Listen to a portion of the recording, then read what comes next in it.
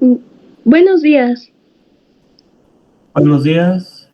Bien, somos el equipo número 5 y vamos a presentarle el tema de patologías de la vía lagrimal. El equipo está conformado por Franco Labastida Saraí, González Arma María Fernanda, Jaimes Valentín María Fernanda. Siguiente. Gracias. En este tema vamos a abarcar los siguientes apartados, que consiste en consideraciones anatómicas para dar un pequeño repaso de lo que vamos a hablar, alteraciones de la glándula lagrimal, pruebas funcionales de la vía lagrimal, oclusión del conducto nasolagrimal, también se incluye ahí dacriocele, también vamos a revisar dacriocistitis aguda, crónica, congénita y adquirida, fístula del saco lagrimal y absceso del saco lagrimal. Vamos a comenzar con las consideraciones anatómicas. Bien, para dar un breve repaso de la anatomía del aparato lagrimal, debemos considerar que este está constituido por dos sistemas. Va a ser un sistema secretor, que va a ser el productor de lágrimas, y un sistema excretor, o también llamado sistema de drenaje. El sistema secretor va a estar compuesto o constituido principalmente por la gran glándula lagrimal principal y las glándulas accesorias. En la imagen podemos observar la glándula lagrimal señalada con un cuadrito verde. Fer, ¿me puedes ayudar a señalarlo? Gracias. Es esa estructura que tiene el tamaño aproximado de una almendra. La secreción va a estar compuesta por agua, solutos y proteínas. La glándula principal, como lo observamos en la imagen, se va a encontrar localizada en la porción superior y externa de la órbita. Va a drenar a través de 5 a 7 conductillos que se localizan en el tercio externo del fornix. Siguiente, por favor. Ahora, el sistema excretor, o como les comentaba también, sistema de drenaje, va a estar compuesto por los puntos lagrimales, tanto el superior como el inferior, que estos están señalados con los cuadritos rosas. Ahí, ese es el punto lagrimal superior, y en la parte de abajo encontramos el punto lagrimal inferior. Estos puntos lagrimales se van a continuar con los canículos lagrimales, que están casi enseguida de los puntos lagrimales. En el caso del punto lagrimal superior, enseguida está el canículo lagrimal superior, y en el caso del punto lagrimal inferior, enseguida está el canículo lagrimal inferior. Justo esos, gracias. Estos Canalículo. canalículos, perdón, van a formar el canalículo común. Ya a su vez, este canalículo común va a desembocar en el saco lagrimal, que es justo ese que está señalando mi compañera. Este saco lagrimal se va a continuar con el conducto lagrimonasal, que va a drenar en el meato inferior nasal, como se señala en la imagen. Ahí va a drenar, justo ahí. Siguiente, por favor. Vamos a continuar con alteraciones de la glándula lagrimal. Si me voy muy rápido, me pueden decir, por favor. Siguiente, gracias. Dentro de las alteraciones de la glándula lagrimal, estas se van a dividir, o las podemos dividir principalmente en tres tipos de alteraciones, que son A, procesos inflamatorios; B, procesos tumorales; y C, procesos que alteran la producción de la lágrima. Este último se va a abarcar en otro tema, porque en este se incluye el síndrome del ojo seco. Nosotros en nuestro tema vamos a abarcar procesos inflamatorios y procesos tumorales. Siguiente, por favor. Dentro de los procesos inflamatorios tenemos principalmente a la dacrioadenitis. ¿Y qué es la dacryoadenitis? Pues va a ser la inflamación de la glándula lagrimal principal, es decir, de esa estructura que mencionábamos al principio, que tiene un tamaño aproximado de una almendra. Y esta inflamación de la glándula lagrimal principal la vamos a poder dividir en dos según su etiología. Va a poder ser aguda o crónica. En el caso de que sea de etiología, o bueno, que sea una dacryoadenitis aguda, esta puede ser causada ya sea por una infección viral, y dentro de estas las causas pueden ser paperas, virus de Epstein-Barr o herpes zóster, pero también puede ser por causa bacteriana. En este caso sería por estafilococos, estreptococos, gonococo o neiserias. En el caso de que sea una dacryoadenitis crónica, esta va a estar causada por trastornos inflamatorios, pero en este caso no infecciosos. Dentro de estos trastornos podemos encontrar la sarcoidosis, enfermedad ocular tiroidea, el pseudomotor orbital, y es muy poco frecuente, pero sí puede llegar a suceder o puede ser causa la tuberculosis, sífilis o leucemia. Pero estos son los últimos tres son menos frecuentes. Y en esta diapositiva podemos observar cómo se aprecia una dacryoadenitis aguda y crónica. La de arriba es la aguda y la de abajo, la imagen de abajo, es crónica. Siguiente, por favor. Ahora, dentro de su epidemiología, alrededor del 25% de los pacientes adultos que tienen enfermedad inflamatoria idiopática va a poder presentar esta inflamación de la glándula lagrimal. Y ahora aquí, dentro del cuadro clínico, tenemos unas pequeñas diferencias. En el caso de, por ejemplo, en el caso de la aguda, el paciente va a poder presentar enrojecimiento, tumefacción, dolor en el párpado superior, epífora o aumento de secreción, edema, dolor a la palpación y eritema. Y aquí hay un signo muy característico que es el llamado signo de la S tumbada, que es como una forma de S que se forma en la parte, en el límite del párpado. Por ejemplo, en la imagen, ¿me ayudas a señalar, Fer? Es esa línea roja que se encuentra señalada en la imagen, que es una S, pero horizontal o acostada. Justo esa. Gracias, Fer.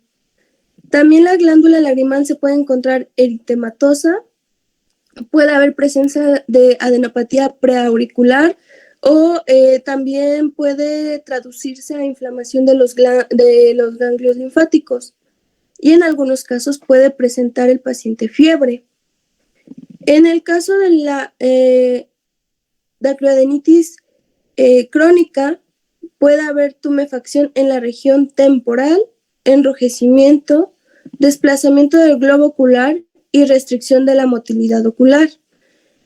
Ahorita vamos a ver también cómo podemos diferenciarlas un poquito más, pero de forma breve estas son las diferencias que podemos encontrar entre la aguda y la crónica.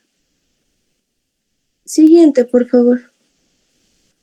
En cuanto al diagnóstico, debemos de realizar una historia clínica en donde se valore ya sea que el paciente llegue o presente una infección sistémica, y a su vez el tiempo de evolución si se encuentra en dado caso una infección sistémica. En cuanto al examen físico general, se debe de explorar las glándulas parótidas, y en este caso se pueden encontrar aumentadas de tamaño si el paciente presenta parotiditis, sarcoidosis o sífilis. Ya después en el examen oftalmológico de palpación de párpados, este se va a realizar con el objetivo o con la intención de buscar una masa en el tercio externo palpebral, que es en donde se localiza la glándula lagrimal principal. También se debe de explorar la motilidad ocular y descartar proptosis. Esto de explorar la motilidad ocular es porque recuerden que, por ejemplo, en la crónica va a haber una limitación, de esta motilidad ocular. Entonces se debe de explorar si el paciente tiene o no tiene motilidad ocular. Y también se va a auxiliar de la tomografía computarizada y en dado caso de una biopsia para descartar la presencia de tumor. Estos ya son como pruebas complementarias al diagnóstico o confirmatorias. Siguiente, por favor. Aquí tenemos un cuadro que nos muestra cómo podemos o con qué debemos hacer diagnóstico diferencial. Por ejemplo, la dacreodenitis aguda debe de hacerse un diagnóstico diferencial con un quiste dermatoide roto, porque estos quistes pueden causar también inflamación en donde se localiza esta glándula lagrimal principal. Aquí en la imagen inferior izquierda podemos observar ese quiste que es que lo tiene también del lado izquierdo. Ahí, justo en este caso podría o debería hacerse un diagnóstico diferencial. También debe hacerse el diagnóstico diferencial con la dacreodenitis crónica, con un pseudotumor inflamatorio orbitario, con tumores malignos de la glándula lagrimal, porque estos, como lo vamos a ver más adelante, también causan dolor, con infecciones palpebrales localizadas y con celulitis preseptal y orbitaria. En el caso de la dacreodenitis crónica, se debe de hacer un diagnóstico diferencial con tumores epiteliales de la glándula lagrimal o lesiones linfoproliferativas, así como con celulitis orbitaria. Y más adelante vamos a ver por qué se debe de hacer este diagnóstico diferencial, porque tanto los tumores de la glándula lagrimal como la dacreodenitis van a compartir algunos signos clínicos, entonces por ello debe de hacerse este diagnóstico diferencial. Siguiente, por favor. ¿Y cómo lo vamos a hacer? ¿Cómo vamos a realizar este diagnóstico diferencial? Pues bien, podemos hacerlo a través de estos pasos en el cual se incluye evaluar la resistencia a la retropulsión de cada globo ocular, es decir, la resistencia que opone el globo ocular a ser como empujado hacia atrás, hacia el fondo. Una exploración completa de la movilidad ocular, porque recordemos que en el caso de la dacreodenitis crónica va a estar afectada esta movilidad o esta motilidad ocular. También se debe realizar un frotis y cultivos bacterianos de la secreción en el caso de que se necesite, y realizar una tomografía computarizada de la órbita con contraste. Y aquí en la imagen en la diapositiva podemos ver la exploración física que le hacen y la prueba complementaria que sería la tomografía computarizada. Siguiente, por favor.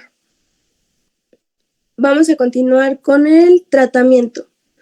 Aquí también, dependiendo si la causa, por ejemplo, es de una infección viral o por una infección bacteriana.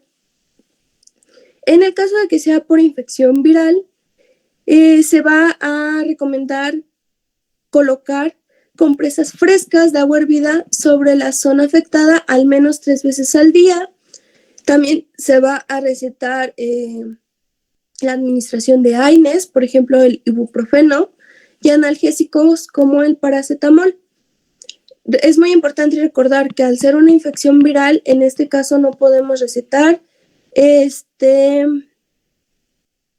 antibióticos.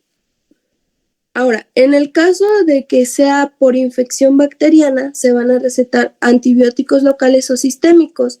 Y en casos leves, puede hacerse uso de la amoxicilina con ácido clavulánico.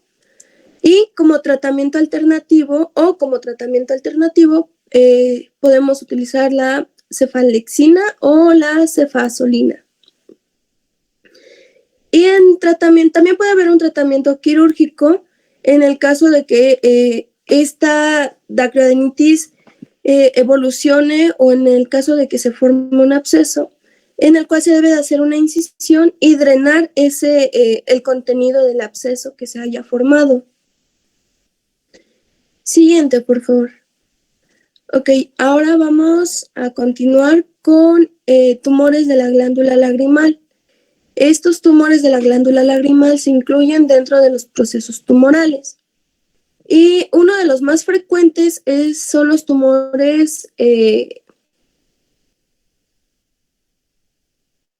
es pleomorfo de la glándula lagrimal. Este es el más común, pero en general estos tumores son muy raros, pues se presentan en menos de 1 por cada 1.000.000 de habitantes al año. También podemos dividirlos en dos, que podría ser, cuando hablamos de estirpe epitelial, podemos dividirlo que en el 55% de los que presenten un tumor de la glándula lagrimal de estirpe epitelial va a ser benigno y el otro 45% va a ser maligno. Por ejemplo, en esta diapositiva, el adenoma pleomorfo de la glándula lagrimal es un tumor benigno y el adenocarcinoma quístico de la glándula lagrimal es un tumor maligno. Estos ahorita los vamos a revisar. Siguiente, por favor. De forma general, la clínica de estos tumores va a incluir una masa ubicada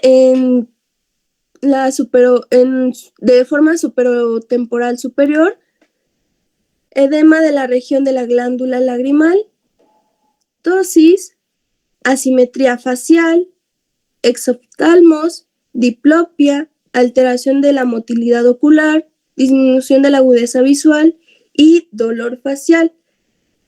Por ejemplo, en las imágenes podemos observar algunos de estos signos en los cuadritos señalados, en los cuadritos verdes señalados.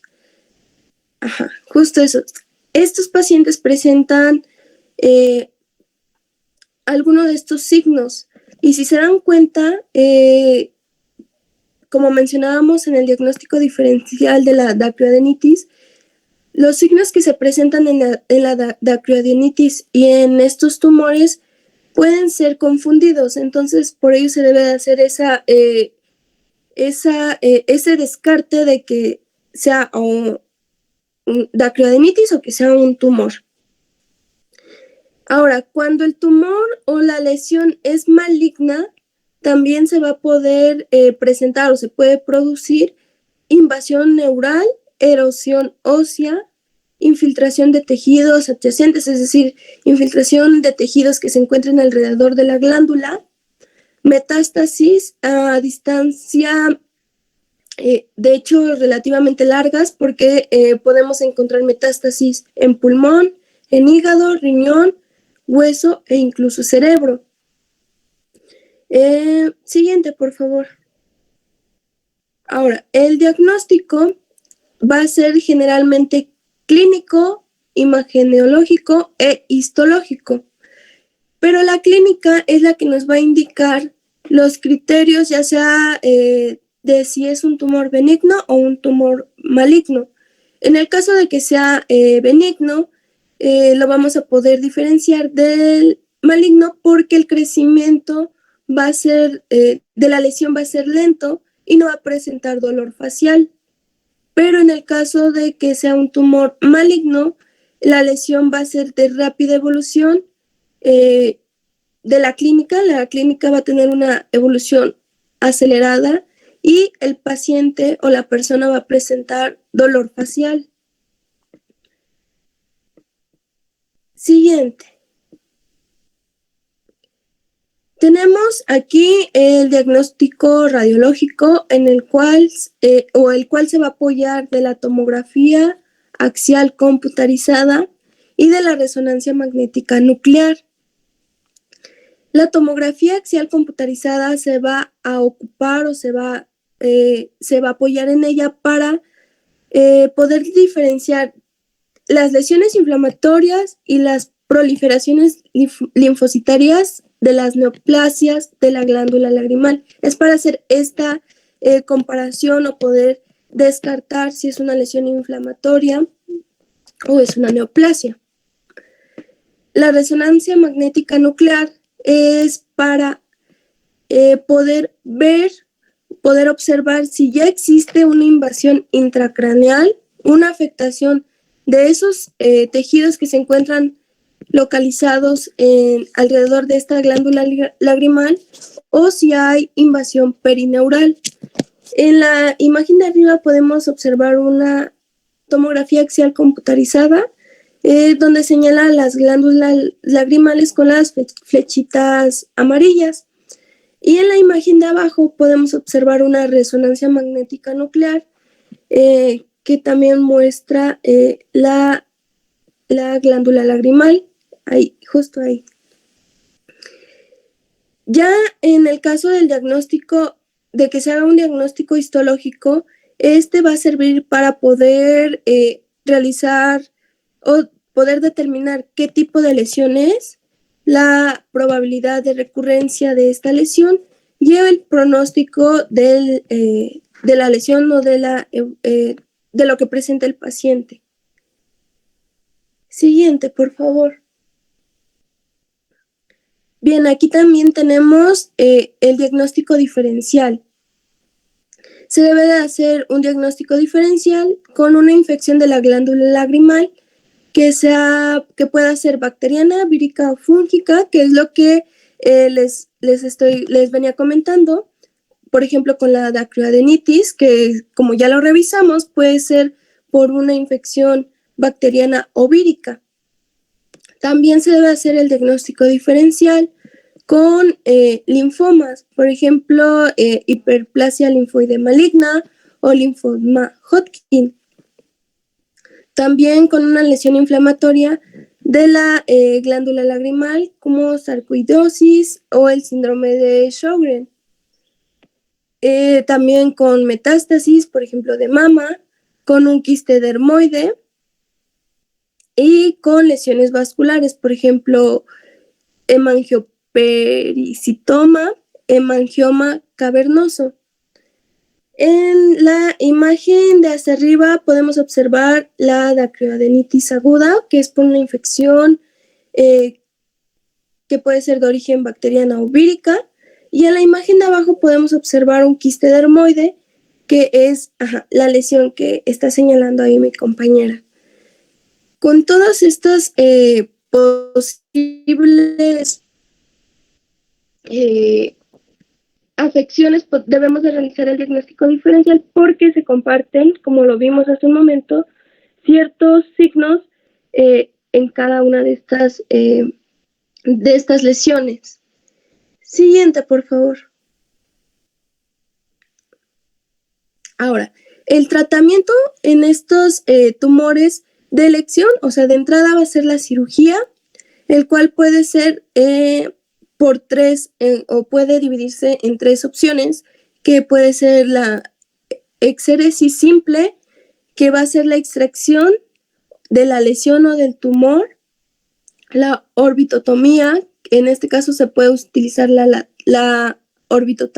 orbitotomía lateral, y la exenteración, que va a ser la extirpación de todos los contenidos o de los tejidos blandos de la órbita. De hecho, es la imagen que se muestra hasta abajo, la última o la tercera, que en este caso ya va a ser como la última alternativa cuando ya el tumor ha dañado de más las estructuras. Y dependiendo de qué tumor se trate, se puede dar también tratamiento con quimioterapia o con radioterapia, pero ya va a depender del tumor que se trate. Siguiente, por favor. Ahora sí, vamos a ver los tumores epiteliales de la glándula lagrimal más frecuentes de uno por uno. En este caso vamos a comenzar con el adenoma pleomorfo de la glándula lagrimal, o también conocido como tumor benigno de las células mixtas. Este tipo de tumor es un tumor epitelial y va a ser, como lo mencionábamos, el más común. De hecho es representa el 50% de los tumores epiteliales. Este tumor se va a presentar en mayor porcentaje en hombres que en mujeres, pues en hombres se presenta alrededor del 60% y en mujeres alrededor del 40%.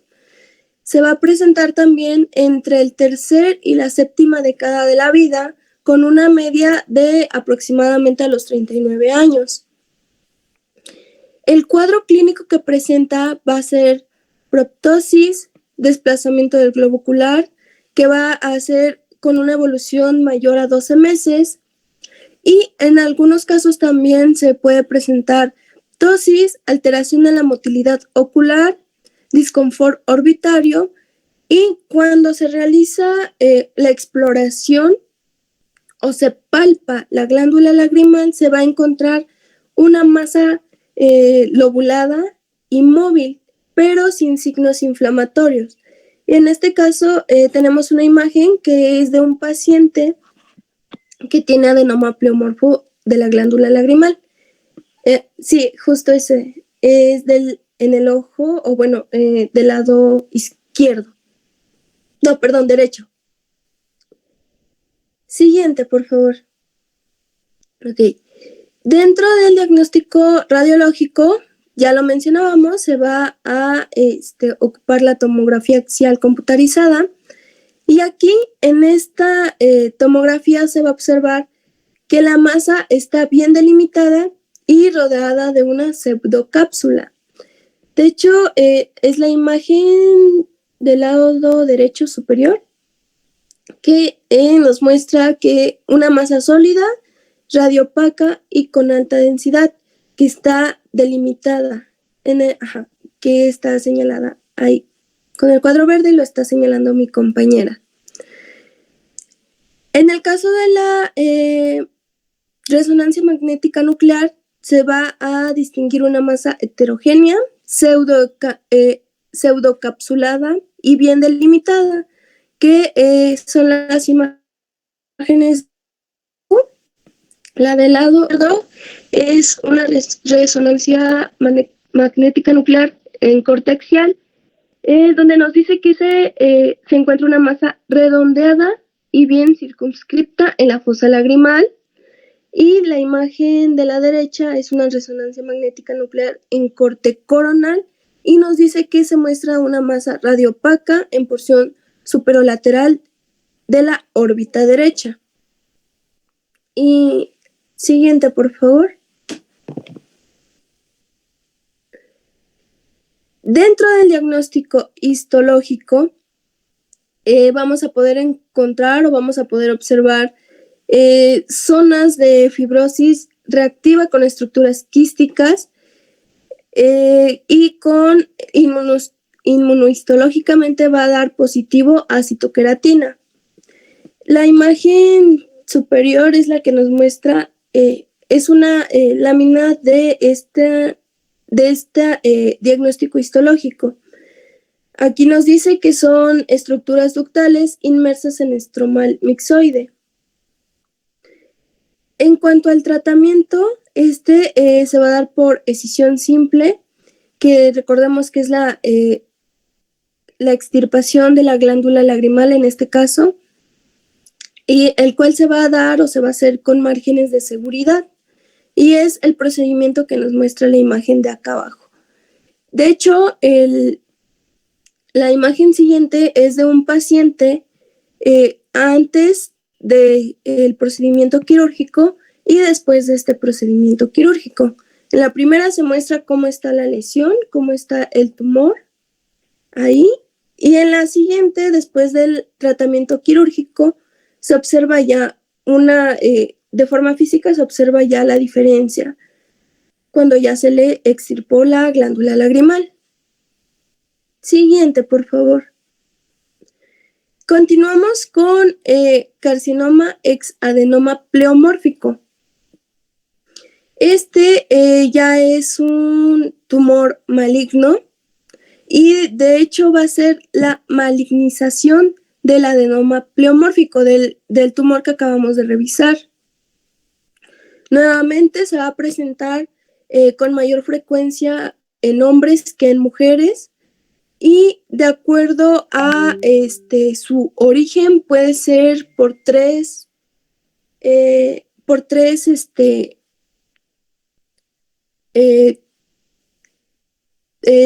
causas. Puede ser por recurrencia de este adenoma pleomórfico, que, como les comento, se ha malignizado, que es el que acabamos de revisar, la malignización de una lesión benigna y origen de novo, es decir, que se crea o su origen sea sin una lesión previa.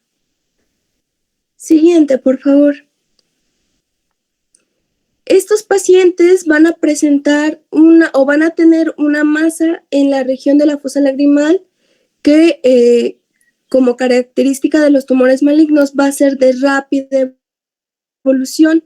También va a presentar dolor facial y, en este caso, erosión ósea.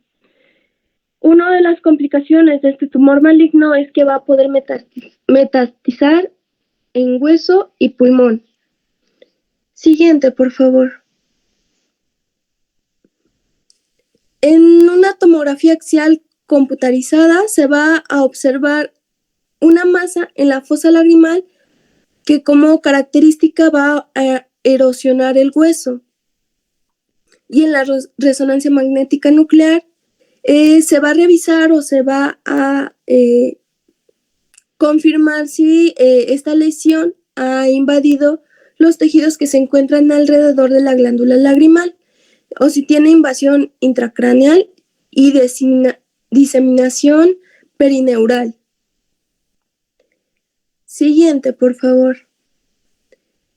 En cuanto al diagnóstico histológico, se van a observar células típicas o similares del tumor adenoma pleomórfico, también células con elevada mitosis y necrosis, abundante sustancia mucoide y, como característica de este tumor, invasión de tejido adyacente, es decir, invasión de los tejidos alrededor. Y el tratamiento va a consistir en una cirugía radical, es decir, puede ser por orbitectomía radical o linfadenectomía, que se va a ayudar de radioterapia. Creo que no aparecen las imágenes, no sé por qué, pero bueno, Fer, ¿puedes ver si cambiarle a... No se cargaron las imágenes, pero continuamos para no retrasarnos más. Gracias. Bien, ahora continuamos con el carcinoma adenoide quístico. Este va a ser también un tumor epitelial y va a ser el más frecuente de los tumores malignos y va a tener una incidencia del 30%. En este caso, este tipo de tumor, el carcinoma adenoide quístico, se va a presentar entre la cuarta y sexta década de la vida, es decir, entre los 40 y los 60 años de edad. Nuevamente va a tener se va a presentar con mayor frecuencia en hombres que en mujeres. En este caso, dentro del cuadro clínico, los pacientes van a presentar una masa en el cuadrante temporal superior que como también característica va a tener un rápido o un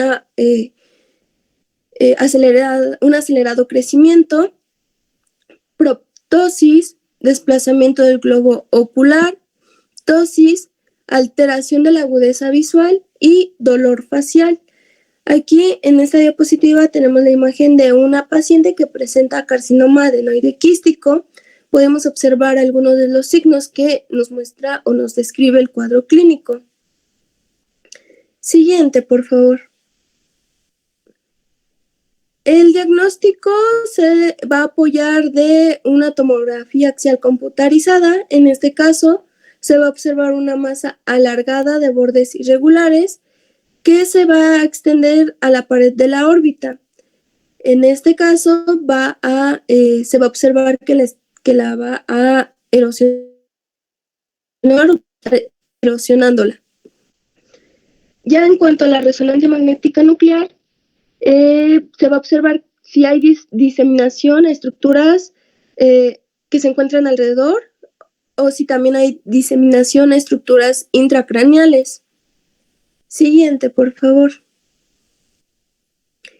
Y el diagnóstico histológico se puede realizar de forma macroscópica y de forma microscópica. En el caso del diagnóstico histológico macroscópico, la masa va a ser firme, de un color blanco grisáceo, y en el caso de diagnóstico histológico microscópico, esta lesión o este tumor va a estar compuesto por nidos y columnas que van a estar dispuestas concéntricamente.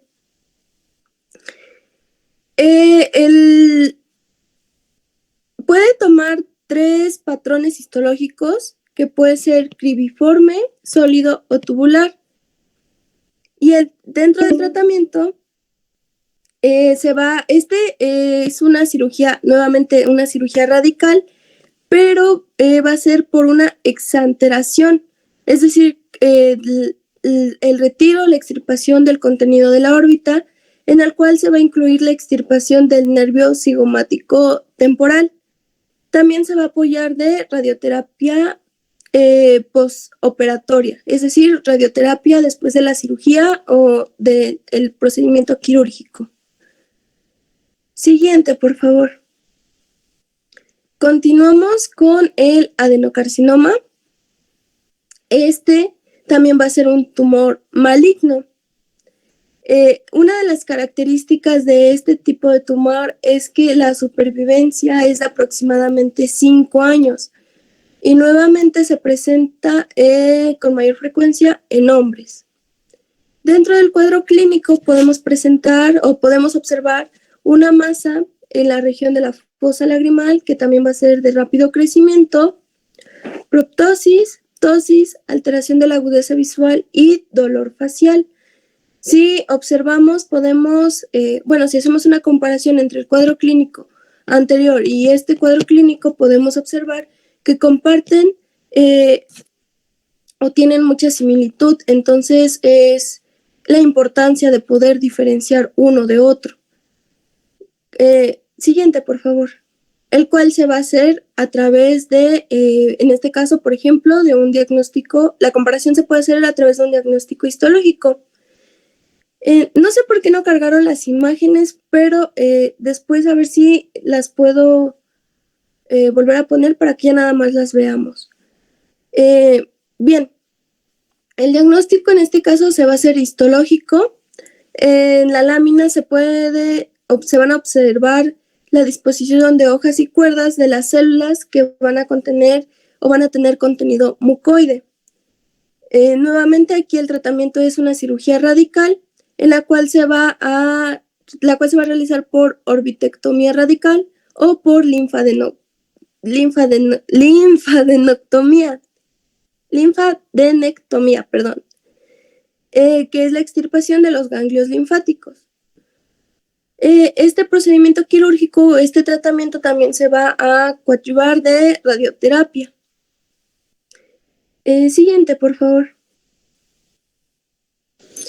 Bueno, ahora yo les voy a hablar acerca de las pruebas funcionales de la vía lagrimal. Estoy un poco mal de la garganta, entonces si me dejo de hablar, téngame tantita paciencia, por favor.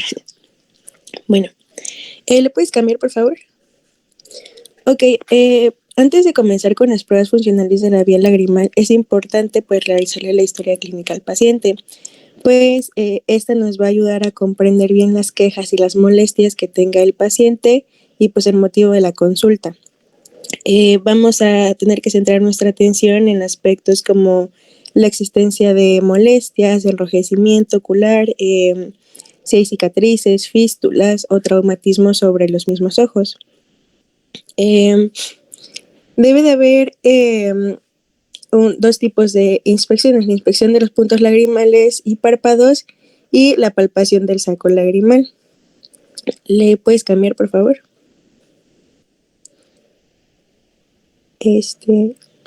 ¿Le puedes dar un clic? Dale. Ok. Deben de inspeccionarse los puntos lagrimales y los párpados de manera externa con la lámpara de hendidura antes de realizar cualquier procedimiento.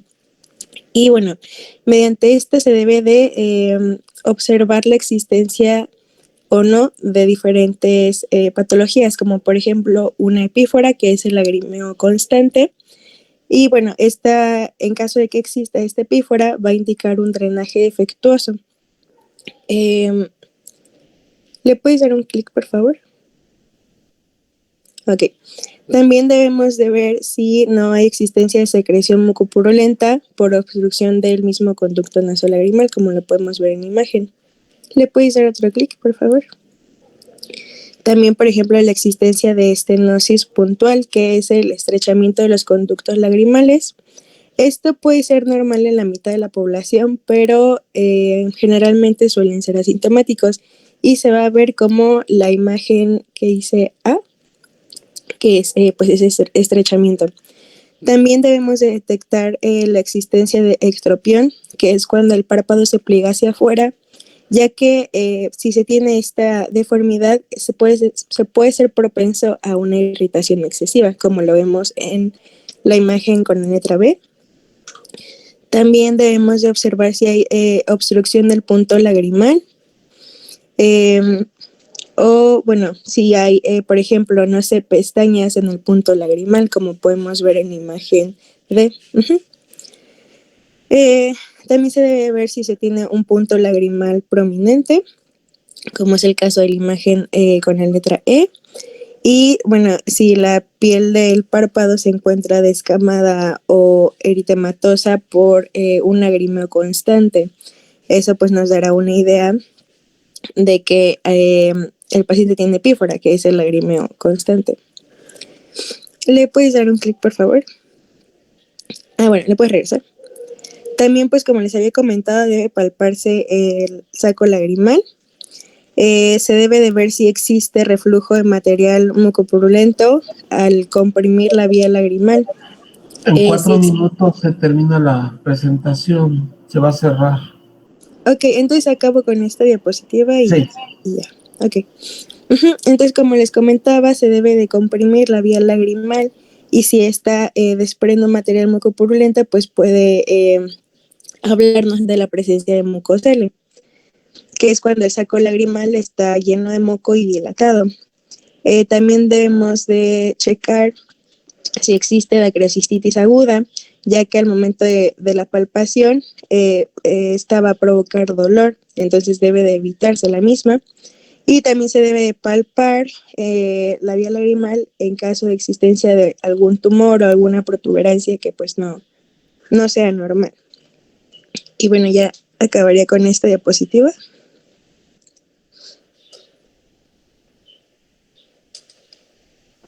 Muy bien. ¿Alguna duda o pregunta que tengan acerca de la inflamación de la glándula lagrimal y su patología? Bueno, la glándula lagrimal es la glándula principal. Se encarga de la lagrimeo de tipo reflejo y se encuentra en la región temporal superior. Por abajo del hueso frontal, en la parte superior externa, existe lo que se llama la fosa o foseta de la glándula lagrimal y tiene dos porciones la glándula lagrimal, una porción que es orbitaria y la otra porción es palpebral.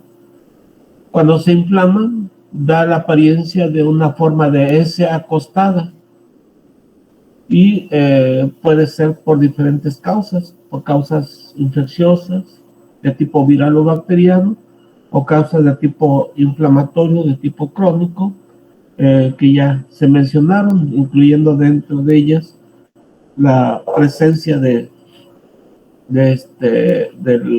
linfoma de Hodgkin. Cuando se presenta este tipo de infecciones o este tipo de inflamaciones, pues hay que buscar la causa etiológica para tratarlo, pero se debe de hacer una serie de estudios, su biometría hemática, su química sanguínea, algunas pruebas reactivas para sífilis, algunas para Epstein-Barr, para herpes, y en caso contrario, pues de que se trate de un problema crónico, pues buscar las causas que la puedan provocar, ¿no? El tratamiento dependerá de la causa que lo esté provocando o la etiología. Así los tumores son un poquito raros, pero no dejan de existir. Y pues dependerá del tipo de tumor, el tipo de tratamiento, y generalmente lo manejan los servicios de órbita de las subespecialidades en oftalmología. ¿Alguna duda o pregunta?